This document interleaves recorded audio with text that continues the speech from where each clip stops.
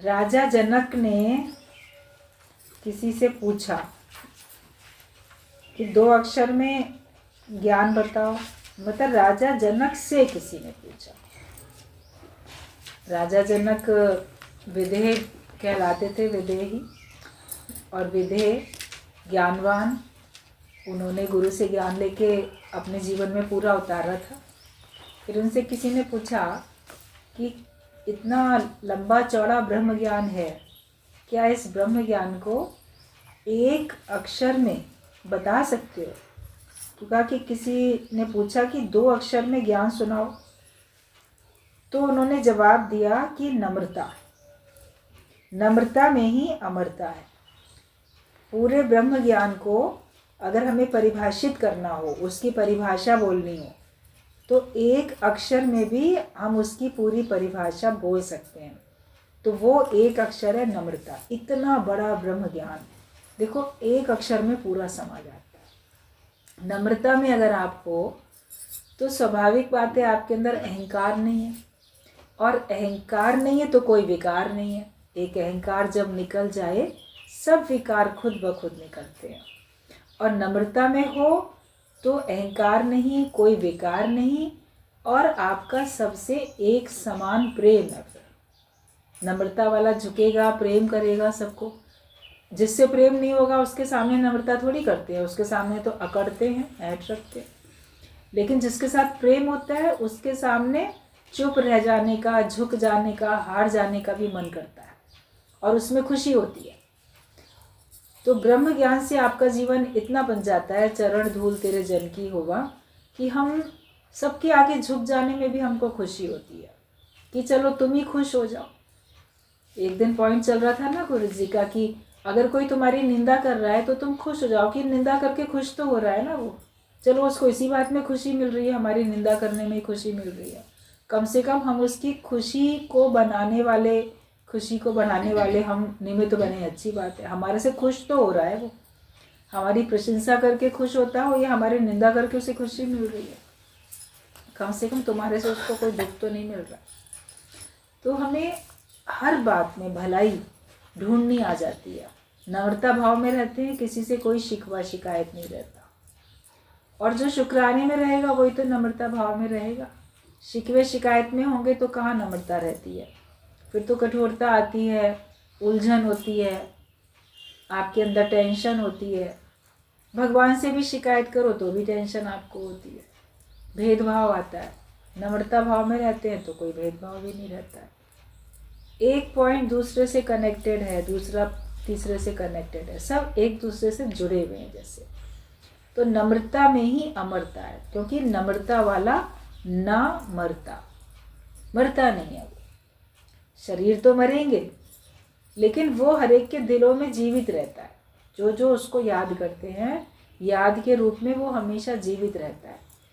एक बार गुरुजी ने जब ये बात बोली, हम लोगों ने पहली बार सुनी तो बहुत अच्छी लगी थी कि मृत्यु तो किसी की होती ही नहीं है, ज्ञानी की भी नहीं होती है, अज्ञानी की भी नहीं होती है।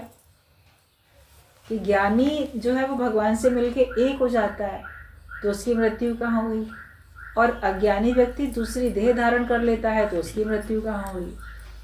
और शरीर भले चले जाते हैं, याद के रूप में वो हमारे हृदय में हमेशा रहता है तो उसकी मृत्यु कहाँ हुई। तो याद है तो आबाद है, और भूले तो बर्बाद है। हम अगर किसी को याद रखते हैं तो हमारी यादों में वो जीवित है, मृत होने पर भी वो जीवित है। शरीर भले उसके चले गए लेकिन उसके जो कर्म थे, उसके जो स्वभाव थे, उसने जो तुम्हारे साथ अच्छा बुरा किया, तुम उसको याद के रूप में हमेशा जैसे सामने रखते हो ना।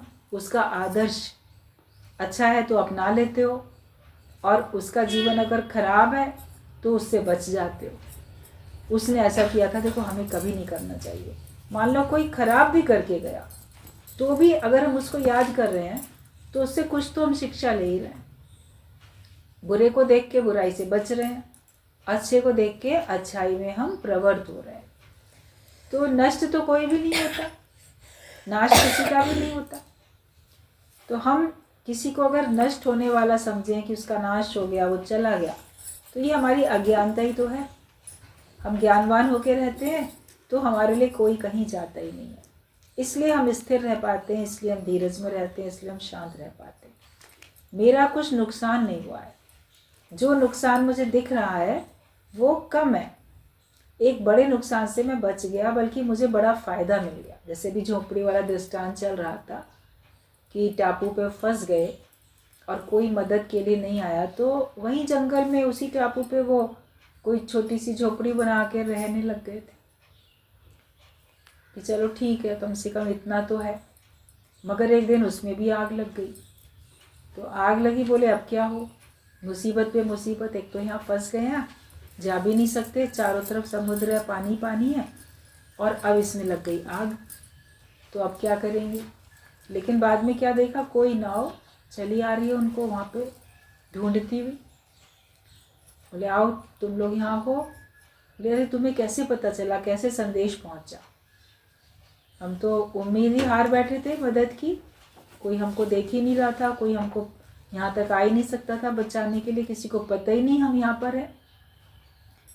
क्योंकि हम ऐसे, जब जहाज डूबा पूरा, पानी का नाव जो डूबी, तो हम लोग उसमें किनारे से आ गए थे, बाकी तो सब चले गए थे। तो उन्होंने कहा कि यहाँ पे जब आग जलती हुई देखी, इतना धुआं देखा, तब लगा यहाँ कोई होगा, कोई तो जीवित होगा जिसने अग्नि जलाई होगी। जानवर तो नहीं जलाएंगे अग्नि, अपने आप तो अग्नि नहीं जलेगी। ऐसे इतना धुआं देखा तो हमको ये लगा कि कोई होगा, तो इसलिए हम आ गए। धुएं को देख के, आग को देख के हम चले आए। तब उन्होंने उसका शुक्राना माना कि भगवान तुमने अगर आग लगाई भी, हमारी झोपड़ी को जलाया भी, तो हमको यहाँ से निकालने के लिए ना, वरना तो हम यहाँ पे फंस जाते। और यहाँ पे ऐसे ही हम गुमनामी की जितने दिन भी सरवाइव कर पाते, जीवन जीते और समाप्त हो जाते। टापू है, जंगली जानवर हैं, जंगल है, कोई भी हमें कभी भी खा सकता था, हम भूख प्यास से कभी भी जा सकते थे। तो भगवान तुमने हमको एक झोंपड़ी भली जलाई, मगर हमको बचा लिया। तो इसका सिद्धांत भी है कि गुरु हमको ये बात बताता है कि भगवान ने तुम्हारा कोई नुकसान किया, लेकिन तुम्हें बचा लिया। मोह से, ममता से, विषयों से, विकारों से, अज्ञानता से, कर्मों से, सबसे बचा लिया, और जन्म मरण के चक्कर से बचा लिया। नुकसान होता है, दुखों से अगर चोट खाई ना होती तो प्रभु तुम्हारी याद आई ना होती। याद वैसे आती है, लेकिन दुखों में जब याद आती है तो वो बहुत गहराई से याद आती है। हम वास्तव में समझ जाते हैं कि मेरा कोई न सहारा प्रभु तेरे, भगवान तुम्हारे बिना मेरा कोई सहारा नहीं, तो तुम ही सच्चा सहारा हो। तो हम हृदय से भगवान के हो जाते हैं, भगवान को अपने नज़दीक भी समझते हैं। तो हम जितनी गहराई से हम दुखों में भगवान को याद करते हैं, सुखों में तो उतना गहराई से नहीं याद करते। याद करते हैं, बस एक बार याद कर लिया, भगवान के शुक्राने गा लिए, प्रसाद चढ़ा दिया, ख़त्म किस्सा। उसके बाद हर पल पल थोड़ी याद करते रहते हैं, लेकिन कष्ट है तो पल पल याद करते रहते हो। तो जो भी कुछ परमात्मा की ओर से हमारे जीवन में घटनाएं घटती हैं, उनमें सब में आगे चल के भलाई छिपी हुई है। अगर हम उस भलाई को देख लें और उस अवसर का लाभ उठा लें, ज्ञानवान बन जाओगे तो अवसर का लाभ उठा लिया, और अगर ज्ञानवान नहीं बनोगे तो जला तो सही, लेकिन आपने उसका कोई लाभ नहीं उठाया। कोयला जलता है तो क्या होता है, राख हो जाता है। उसको अग्नि का संपर्क तो मिला, जला तो सही, लेकिन कोयला जलने के बाद कुछ हासिल नहीं करता, बल्कि वो बिखर के राख बन जाता है। लेकिन जो लोहा होता है वो अग्नि में जाता है, वो तपता है, तो कच्चा लोहा वो पक्का लोहा बन जाता है, वो इस्पात बन जाता है, और मजबूत लोहा बन जाता है। अग्नि के संपर्क में वो भी गया, लेकिन लोहा था तो वो अग्नि के संपर्क में जाके और मजबूत बन गया। फिर सोना भी अग्नि के संपर्क में जाता है।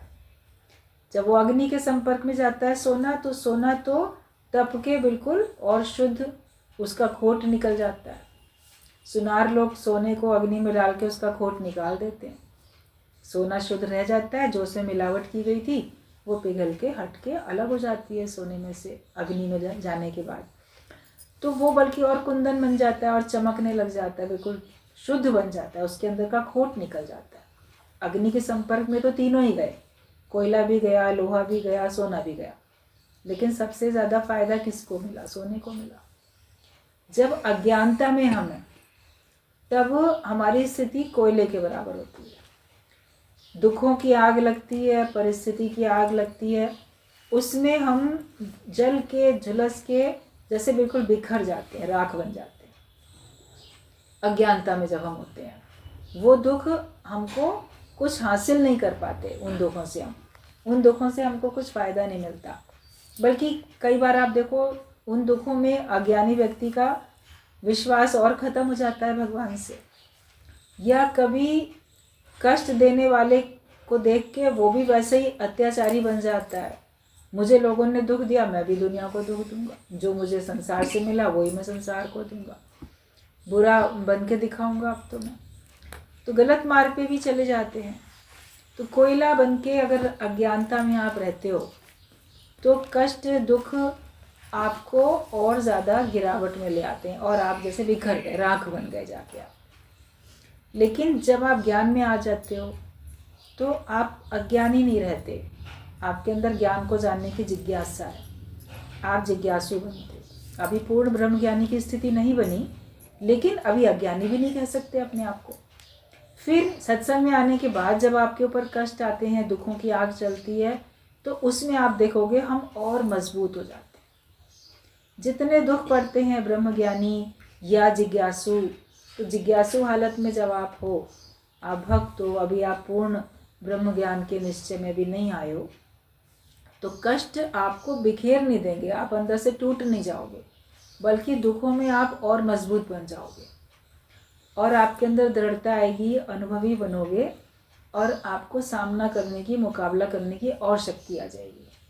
तो जैसे वो अग्नि में गए जिज्ञासु, तो लोहे की तरीके से होते हैं और पक्के बन जाते हैं। जिसके ऊपर जितना दुख पड़ता रहता है बार बार, तो वो देखो और मजबूत बनता जाता है वो, और उसको उसकी सहन शक्ति बढ़ती चली जाती है। तो जैसे मजबूत बन गया ना अंदर से। फिर ब्रह्मज्ञानी है, ब्रह्मज्ञानी के ऊपर भी आपको दुखों की आग दिखती है। प्रारब्ध है ना हर एक की, देह धरे का दंड है, सब काहू को होए। ज्ञानी भोगे हंस के और अज्ञानी भोगे रोए। तो जो ज्ञानी होता है, देह धरने का दंड तो उसके सामने भी आएगा अगर प्रारब्ध में है तो। उसके जीवन में भी किसी की मृत्यु, अपमान, गरीबी, बीमारी कुछ भी आएगी उसके भी जीवन में।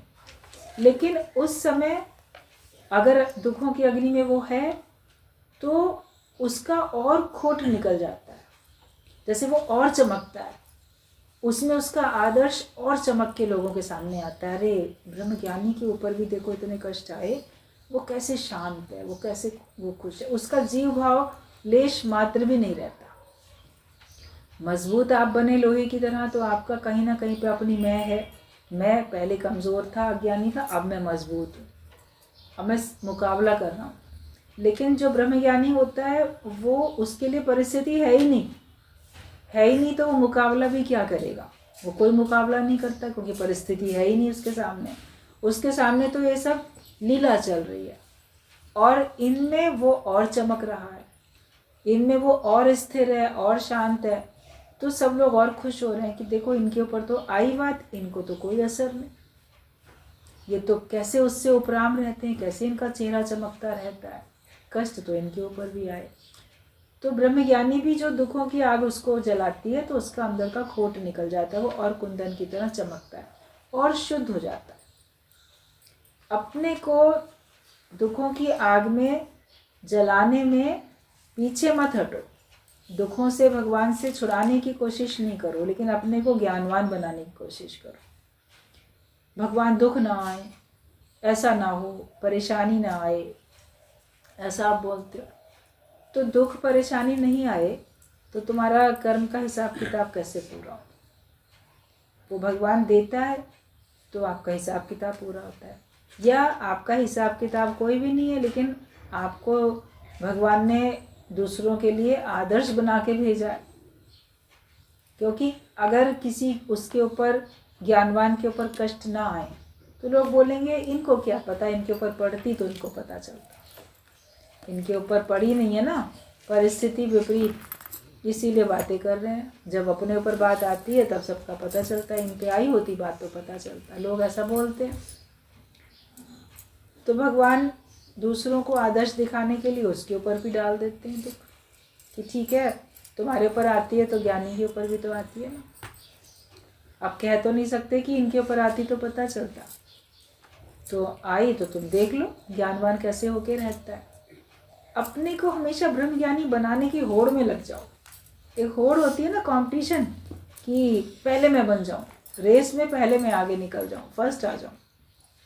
कोई भी जो भी आपके कंपटीशन होते हैं उसमें आप चाहते हो मैं सबसे पहले मैं ये काम कर लूँ, मैं हो जाऊं। तो सबसे पहले मैं ब्रह्म ज्ञानी हो जाऊं। सत्संग में जितने लोग भी आके बैठे हैं सबको आपस में एक हेल्दी कंपटीशन होना चाहिए कि पहले हम क्या कहते हैं ब्रह्म ज्ञानी हो जाएं, पहले हम नम्रता कर लें, पहले हम झुक जाएं, पहले हम मुस्कुरा लें, अच्छा काम पहले हम कर लें। पहले दूसरे ने किया फिर तुमने उसको उसी तरह जवाब दिया तो ठीक बात है, वैसे ही किया, लेकिन पहल तुम करो ना। अच्छे काम की शुरुआत तो तुम करो, बुरे काम को तो करना ही नहीं है, छोड़ ही देना है, तभी तुम ज्ञानवान बनोगे।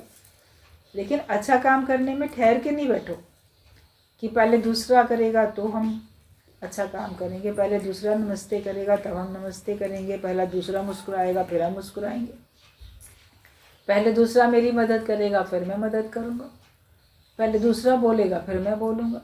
ये तो बात अज्ञानता में बहुत होती थी। मन मुटाव हो गया, लड़ाई झगड़ा हो गया, बोलचाल बंद हो गई, चाहे वो मित्र हो, पड़ोसी हो, संबंधी हो, कोई भी हो, घर वाले हो।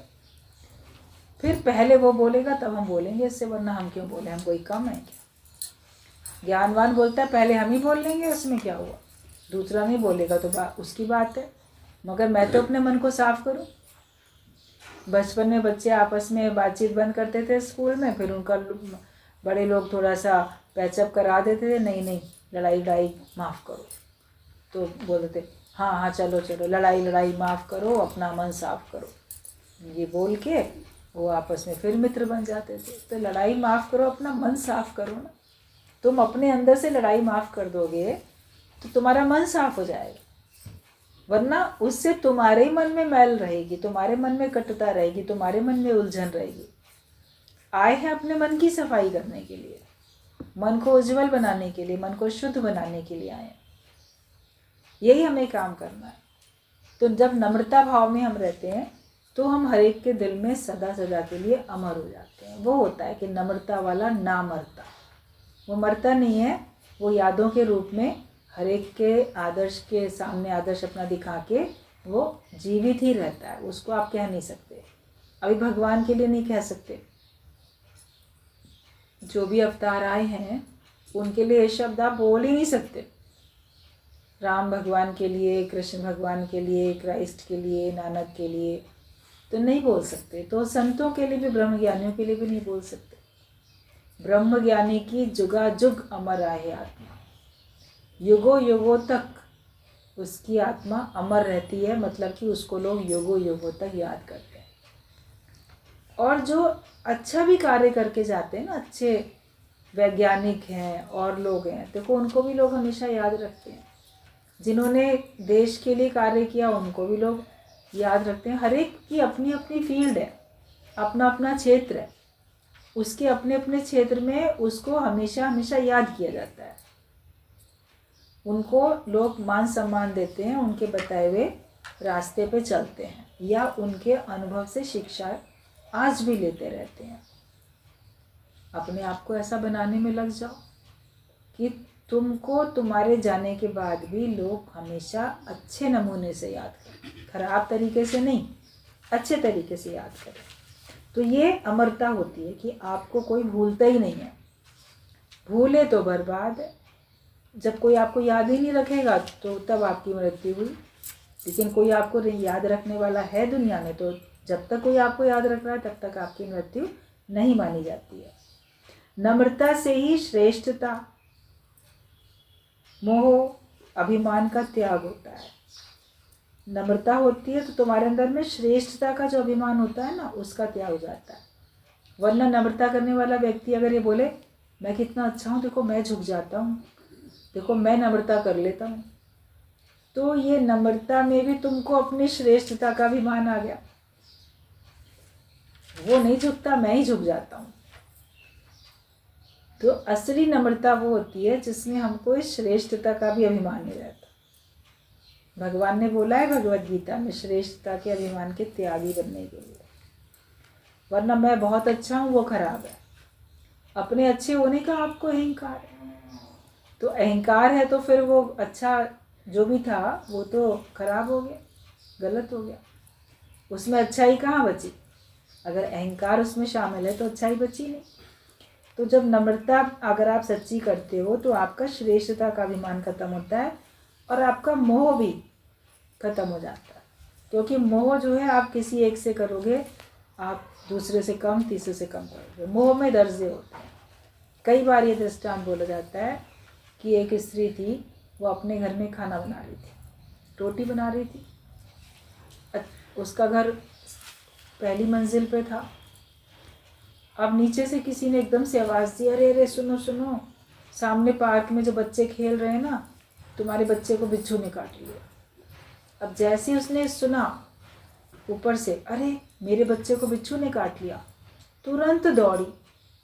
तवे पे रोटी पड़ी है, नहीं पड़ी है, जल रही है, अपना गैस भी नहीं बंद कर रही है, कपड़े दुपट्टा भी कहीं और है, वो भी उठाने का होश नहीं है, दरवाज़ा बंद करने का होश नहीं है। अरे मेरे बच्चे को बिच्छू ने काट लिया। एकदम से दौड़ी, जैसी सीढ़ी उतरी दौड़ते दौड़ते, तब किसी ने कहा, रुको रुको, वो तुम्हारा बच्चा नहीं है, तुम्हारी जिठानी का बच्चा है, उसको बिच्छू ने काट लिया। बोली ओह अच्छा। रुक गई, होश आ गया थोड़ा सा, अच्छा अच्छा ठीक है अभी जाती हूँ, ऊपर जाके गैस बंद करूँ, दुपट्टा लेऊँ, दरवाज़ा बंद करूँ, तब तो जाऊँ। ऐसे जाएंगे लोकारीत के लिए, जिठानी के बच्चे को बिच्छू ने काट लिया है तो हमदर्दी के लिए जाएंगे तो सही, रिश्तेदारी है। गई ऊपर, गैस बंद की, जल्दी से दरवाज़ा बंद किया, अपना कपड़े ठीक से देखे, दुपट्टा पहना, बाल बाल थोड़ा ठीक किया और फिर जल्दी जल्दी उतर के जाने लगी। जब उतर के फिर जाने लगी तो फिर किसी ने कहा, सुनो वो तुम्हारी जिठानी का भी बच्चा नहीं था, वो तुम्हारी वो 4 घर छोड़ के वो जो पड़ोसन रहती है ना, जिससे तुम्हारा लड़ाई झगड़ा है, उसका बच्चा था, उसको काटा है। वो सुनते ही बड़ी खुश हो गई, अरे अच्छा है, उसको तो और 10 बिच्छू काट लें तो अच्छा। ये कह के आराम से ऊपर चली गई, अपना खाना बनाने में लग गई। अब ये देखो कि बच्चा तो बच्चा, मेरा बच्चा है तो क्या प्रतिक्रिया हुई, जिठानी का है तो क्या हुआ, दिखावा था, लोकारीत थी, उतना दुख नहीं था। और दुश्मन का बच्चा है तो खुशी हो गई। तो ये मोह में होते हैं दर्जे। लेकिन ज्ञानवान के लिए एक बराबर बात होगी, वो सबके लिए बराबर भाव रखेगा। उसके अपना बच्चा हो या पड़ोसन का हो, दुश्मन का हो, रिश्तेदार का हो, तो बच्चा तो बच्चा ही है। उसको काटा अगर बिच्छू ने तो किसी को भी काटेगा तो बराबर कष्ट है। तो वो ज्ञानवान जो होगा वो जैसे अपने संबंधियों के लिए, वैसे वो दूसरों के लिए, वैसे ही जो उससे शत्रुता रखते हैं उसके संबंधियों के लिए वो बराबर रहेगा। क्योंकि उसमें तुम्हारी पड़ोसिन से झगड़ा हुआ, लड़ाई हुई, बच्चे का तो दोष नहीं है ना, बच्चे की तो गलती नहीं है, बड़ों में आपस में मनमुटाव, लड़ाई झगड़ा हुआ है। लेकिन दुश्मनी पूरे घर से, खानदान से, उसके छोटे बच्चे से लेके, लोग बाग देखो दुश्मनी में छोटे छोटे बच्चों को भी मार डालते हैं, शत्रु के बच्चे को। कई बार आप लोग ये सब न्यूज़ सुनते रहते हो, मेरे दुश्मन का बच्चा था ना छोटा, उसको उठा के ले गए, मार के फेंक दिया, क्योंकि दुश्मन का बच्चा। दुश्मन के तो खेत को भी जला देंगे। अनाज कितनी मुश्किल से बना और कितने लोगों की भूख मिटाता, शत्रुता में पूरा खेत तुमने जला दिया, पकी खड़ी फसल थी उसको जला दिया। दुश्मन के तो कुत्ते को भी मार डालेंगे, और तो और छोड़ो, बच्चे की तो बात ही छोड़ दो। शत्रुता तो ऐसी चीज़ है। अब उसने तुम्हारा क्या बिगाड़ा है? अनाज ने तुम्हारा क्या बिगाड़ा? नन्हे बच्चे ने क्या बिगाड़ा? उसके पालतू पशु ने क्या बिगाड़ा? लेकिन शत्रुता में मन ऐसे ऐसे कर्म करता है और उसका फल भी भुगतता रहता है। तो ये मोह भी खत्म हो जाता है। नम्रता भाव में जब रहते हैं तो मोह में जो ये दर्जे थे हमारे खत्म हो जाते हैं। प्रेम बहने लगा हर किसी के लिए, सबके लिए एक बराबर प्यार हो जाता है। अपनी ओर से ज्ञानी किसी से घृणा नहीं करता, अपनी ओर से किसी से शत्रुता नहीं रखता। वो सबके लिए भले की भावना रखता है। फिर दूसरा जैसी भावना रखता है वो उसका हिसाब किताब है। जो जैसा भाव जगाए वो वैसा ही फल पाए। जो आपसे शत्रुता का भाव रखेगा उसको वैसा फल मिलेगा, जो आपसे मित्रता का भाव रखेगा उसको वैसा फल मिलेगा। भावना से ही तो फल है ना। तो हम अपनी भावना तो देखें ना, अपने वाइब्रेशंस क्या हम देते हैं, हमारे अंदर कौन सी भावनाएं हैं। वैसी भावनाएं होती हैं वैसे ही आपका कर्म बनता है। तो नम्रता सच्ची करते हो तो श्रेष्ठता का अभिमान चला जाता है, मोह भी तुम्हारा खत्म होता है। ये मोह में जो भेदभाव होता ये खत्म हो जाता है। तो हर प्रकार के अभिमान का त्याग हो जाता है। अपने मन वचन और कर्म से किसी को भी ना सताओ। तुम्हें कम से कम अपने ना मन से किसी का बुरा सोचना है। मन में भी किसी के लिए बुरा ख्याल आता है ना, बद्दुआएं या कोई बुरा ख्याल आता है, उसको वहीं पे स्टॉप करना सीख जाओ। मैं क्यों मन से भी किसी का बुरा सोच रहा हूँ? भगवान सोचने के लिए बैठे हैं ना। हर एक की चिंता भगवान करता है, हर एक के लिए भगवान सोच रहा है, हर एक का भगवान हिसाब किताब देख रहा है और उचित उसकी व्यवस्था भगवान ने दंड देना है कि पुरस्कार देना है वो भगवान ने कर रखी है। सुन रे बंदे तू क्या सोचे, सोचने वाले ने सोच दिया, लिखने वाले ने लिख दिया। हम क्यों सोचें? सोचना तो मेरा धर्म ही नहीं है। मुझे किसी दूसरे के बारे में बुरा भी नहीं सोचना है, ना अच्छा ना बुरा, मुझे बस भगवान के बारे में सोचना है। जो अपने वाले होते हैं उनके लिए बहुत अच्छी अच्छी प्रार्थनाएं करते रहते हो, तो इच्छाएं में तुम्हारे अंदर इच्छाएं पनप जाती हैं, तो वो इच्छाएं फिर तुमको जन्म मरण के चक्कर में लेके आएंगी। तो अपने मन से किसी को भी नहीं सताओ और वचन से भी। आप मन से बहुत सताते हो किसी को, किसी का मन से बहुत बुरा सोचते हो और फिर जो सामने पड़ जाता है तो आप अपना सारा फ्रस्ट्रेशन उसके ऊपर निकालते हो। वचन से भी आप दूसरे को कष्ट देते हो। आपको ये बात अच्छी तरह मालूम है, मैं ये शब्द बोलूँगा तो इसको आग लगेगी, ये शब्द बोलूँगा ये तिलमिला आ जाएगा, ये शब्द बोलूँगा ये दुखी हो जाएगा, ये शब्द बोलूँगा ना ये विचलित हो जाएगा, आंसू बहाने लगेगा।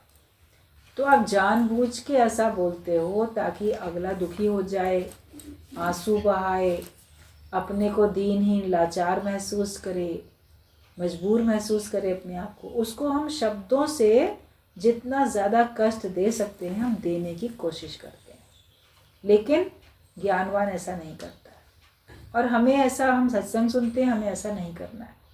मन से भी किसी के लिए बुरा नहीं सोचो और किसी को ऐसे कड़वे और ऐसे कठोर शब्द बोलो नहीं। वही शब्द कोई तुमको अगर बोलता तो तुमको कैसा लगता? अपने को तो नहीं पसंद आता वैसा बोलना। तो किसी को मन से और किसी को वचन से, अपने वचन हमको संभाल के बोलने, शब्द संभाले बोलिए, शब्द के हाथ ना पाओ। और एक शब्द औषधि करेगा, एक करेगा घाव। तो घाव देने वाले शब्द हम क्यों बोलते हैं? हमें पता भी है ये मेरे शब्द ना अगले को घाव दे देंगे और शब्द का घाव भरेगा नहीं, क्योंकि वो जब जब उन शब्दों को याद करेगा वो घाव उसका फिर ताज़ा हो जाएगा। ज्ञानवान तो नहीं होता है कोई, लेकिन अज्ञानी व्यक्ति जो होता है वो तो भूल ही नहीं पाता है, किसी के दुर्व्यवहार को, दुर्वचनों को भूल नहीं पाता है। तो हमें अपने मन से, अपने वचन से और अपने कर्म से, शरीर से भी ऐसा कर्म नहीं करो जो किसी का नुकसान हो जाए। किसी को भी ना सताओ।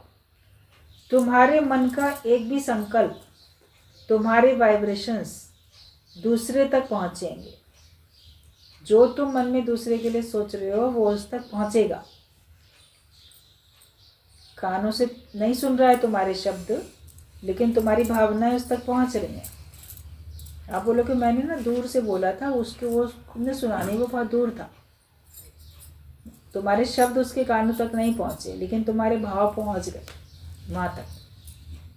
कर्म कोई देखेगा तब पता चलेगा, शब्द कोई सुनेगा तब पता चलेगा, लेकिन भाव तो कोई ना देखेगा ना सुनेगा, लेकिन पता चलेगा कि इसका मेरे मन में, मेरे प्रति इसके मन में ऐसा भाव है।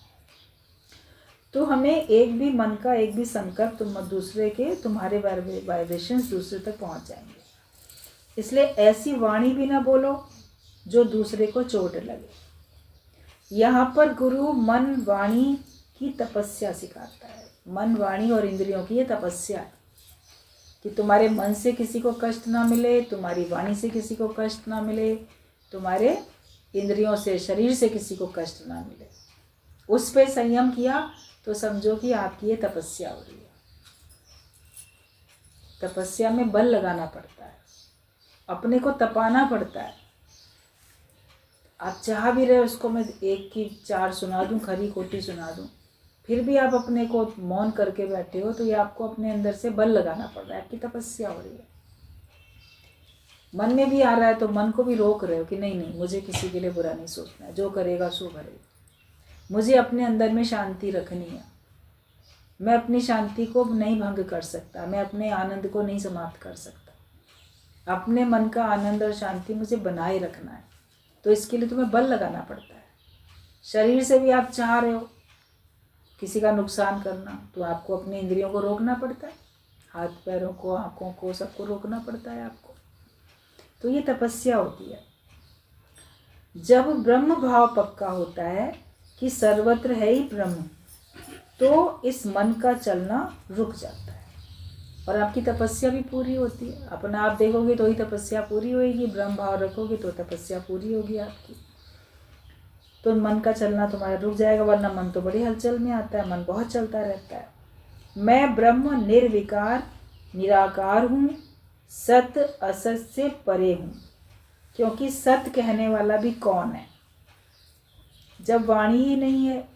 मन बुद्धि वाणी से परे है ब्रह्म, तो ब्रह्म ही ब्रह्म है, केवल ब्रह्म है। ब्रह्म को देखने वाला जगत देखता ही नहीं है, तो फिर सत असत क्या देखे? मैं मायापति हूँ, देह में रहकर भी इससे निर्लेप न्यारा हूँ। क्योंकि ब्रह्म को कोई लेप चेप नहीं लगता, ब्रह्म सदा निर्लेप न्यारा है। अपने को ब्रह्माकार वृत्ति में हमको लाना है, और ब्रह्म कैसे निर्लेप न्यारा है, उसको कोई असर होता ही नहीं है। बोलने वाला भी तो खत्म हो गया ना, ये सत्य है ये असत्य है, ये बोलने वाला भी जब खत्म हो गया तो ना सत्य है ना असत्य, वो तो केवल एक ही एक है, ब्रह्म ही ब्रह्म है। तो उस अवस्था में पहुंचने के लिए हमको पुरुषार्थ करना है। जहाँ तक भी हम पहुँच गए हैं अपने अंदर से, जो भी हमारी आध्यात्मिक उन्नति हुई है, उसमें ठहर के नहीं बैठ जाओ कि बहुत हो गया, हम कितने सुधर गए, हम कितने बन गए, हम कितने अच्छे बन गए, अब हम निर्विकारी बन गए।